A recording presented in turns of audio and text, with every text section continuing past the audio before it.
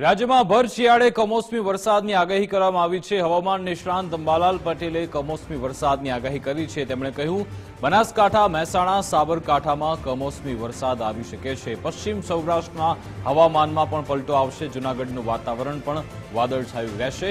હાલ રાજ્યમાં પવનનું જોર રહેશે। 26 ડિસેમ્બરથી રાજ્યમાં ઠંડી ઘટશે। કચ્છમાં ઠંડી ઘટી 18 ડિગ્રી થઈ શકે છે તેવું અંબાલાલ પટેલે આકલન કર્યું છે।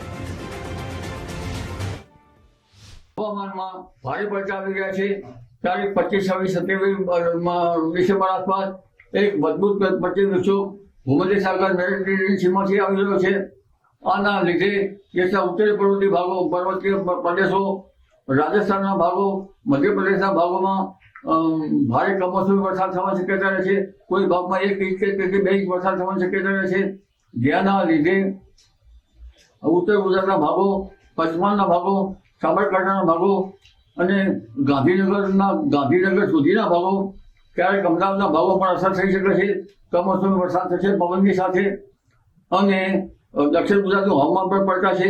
પશ્ચિમ સૌરાષ્ટ્રનું હવામાન પણ પલટાશે અને જૂનાગઢના ભાગોમાં પણ વાદળવાયુ આવશે।